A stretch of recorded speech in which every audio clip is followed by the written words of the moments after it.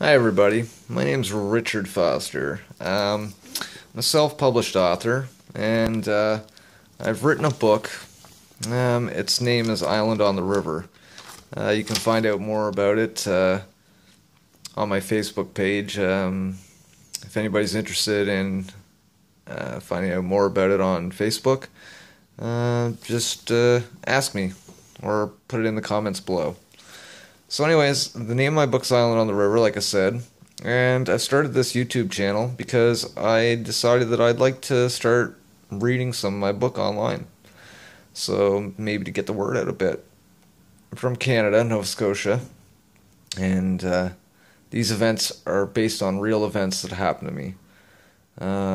It's pretty messed up, actually, a real story that when I was a teenager. Um, Anyways, I'm going to start reading a chapter 1 and see how it goes, and if people like it or respond well to it, then I'm going to probably do more of these. So, without further ado, here we go. It was a cool evening in the fall of the small town of Ravensfield, Nova Scotia. The breeze tasted of the salty Bay of Fundy. It was a foggy and damp, but still pleasant enough for long-sleeve shirts and jeans. Tommy Vino is doing his homework in his parents' 4-bedroom house in a quiet subdivision off the main highway. His grades were failing. He was the wannabe cool kid and a bit of a class clown in school. Westfield High School was a moderate-sized high school, and it wasn't uncommon for Tom to get picked on by the crowd that he so desperately imitated. Sorry about that. But things were changing. Tommy met a new girl. Her parents had just got posted to the military base that made the town's livelihood. Ariana Sawyer was her name. She was a gothic girl with a big bust that had all the schoolboys in a frenzy around town. She wasn't your average goth, though. She was quiet but firm. No one picked on her. It was like she was immune to the jocks' bullshit. Tommy couldn't get her out of his mind. That bright red lipstick, black eyeshadow, beautiful golden brown eyes that just captivated him. Wasn't even that he was wanting to fool around with her, which was strange. He just needed to have her. "Dad, I'm going for a walk to the mall," Tommy said, lying to his father, Rick. He had laid sprawled out, watching the Patriots game on the TV in front of the fireplace. "Be back by 12, I mean it." Tommy scampered off and headed down the street to see if Ariana was home. He knocked on her door, on her back window. The TV was on. It sounded like Much Loud was playing. "What the fuck, Tommy? It's like 10 p.m. If my dad sees you in here, he's gonna shit himself," she said with her pierced eyebrows raised. "I know, but come out, come on." She stared blankly at him for a second, then crawled out the window. She looked beautiful. Her fishnets got caught on the windowsill and ripped down one side. "Fuck," she said, slapping him on the arm. "Shh," Tommy hissed, knowing her dad would beat the piss out of him if he saw them. The duo walked towards the baseball diamond down the road, just by the highway. Chapter 1, Puppy Love? Fuck that. Tommy and Ariana sat on a large slide in the corner of the boxed-in park beside the diamond. "The stars are bright tonight," he exclaimed, not knowing what to say to her. Rain started pattering down slowly. "Shit, my mascara," Ariana said, wiping the now smeared makeup from her face. As she wiped it, Tommy saw something strange. It was a look in her eyes. She seemed to darken.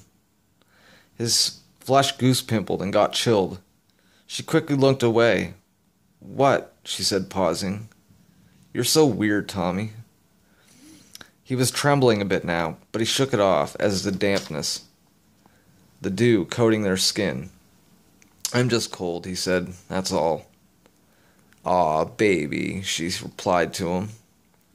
They got up and started down the road. Occasionally lights would from cars illuminating their wet figures. The air was heavy and cold. Ariana was quiet at first, then grabbed Tommy's hand and held him close. "Don't think I like you, I'm just cold," she directed. "Yeah, it's cool," Tommy said. He enjoyed this. A hot girl clutched to him. Ariana, do you worship the devil or some shit? He said, always wondering why she was so dark. Oh my god, you asshole. No, I practice in hoodoo. It's a southern style of magic, but I'm not a Satanist, Christ. She waited for a nod of disapproval. That's cool. I'd like to learn. Teach me, he responded. She looked confused. What? He seriously looked into her dark eyes and repeated the question. Fine, but we'll do it tomorrow after school, she said. They got home late, and Tommy's father screamed, Get into the room, it's almost 12:30.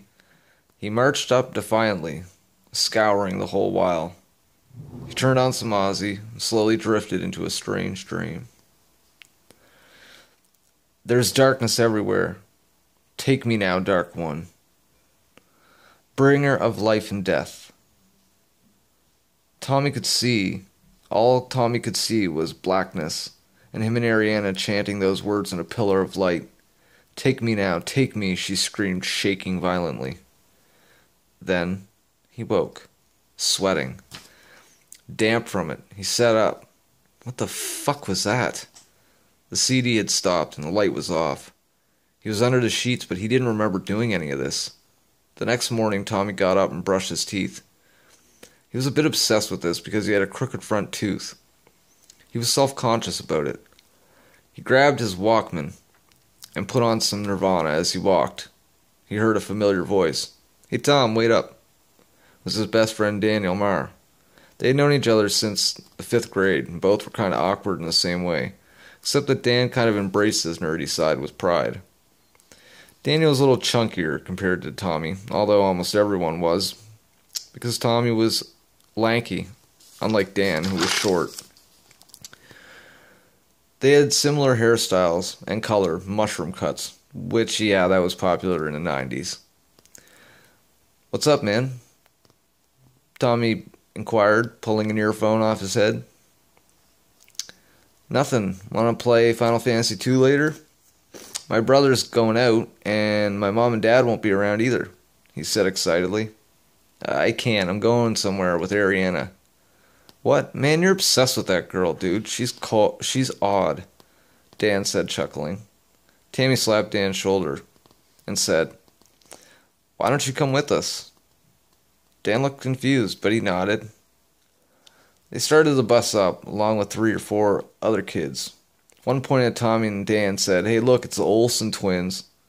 Tommy looked at Dan, unamused, and snickered. Shut your fucking lips, dipshits. Dan clutched his tuba case and whispered, Man, shut up, that's Justin Graves, one of the pothead guys from school. Tommy's ears perked up as he listened. Hey, Justin, can you sell me a smoke? Dan shifted an eyebrow and wondered what Tom was doing. He knew he didn't smoke.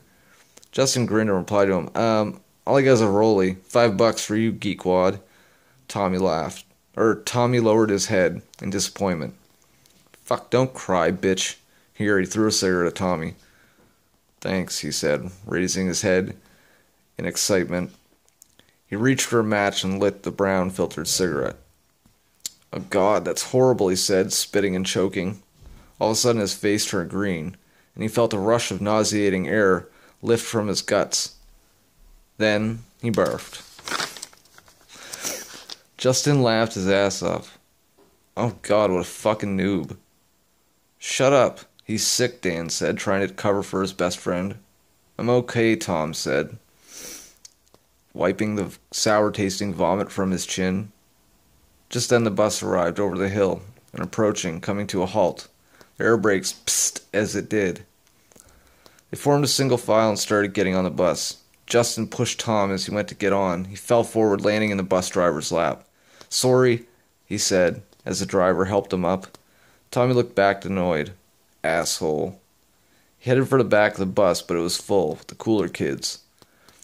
He turned and headed for the closest seat. Ariana waved him and Dan over. They went toward him, smiling. Thanks, they said, almost simultaneously.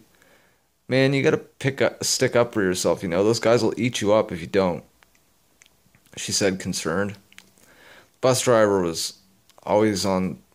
The bus always drove along the number 1 highway through the small town of Auburn, the next town to Ravensfield. It was a warm, sunny day, and Dan and Tommy sat in the seat behind Ariana. The three friends walked the hallways. They were densely populated now before class. They were all in the same homeroom, but had different classes.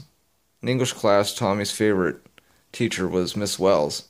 She talked about Julius Caesar's death by execution. Man, that's gotta suck being killed by your own friends. That's morbid, Tommy whispered to Ariana. Yeah, but it was for the good of Rome, she said back. Tommy was a history buff. Ariana always kept pace with him. They were both smart kids. But poetry was one thing that they both liked as well. Anyways, that's all I'm going to do for now. I'll read chapter 2, like I said, if I get some likes and comments and whatnot. So, anyways, subscribe to my channel and like and leave a comment below. Peace out, y'all.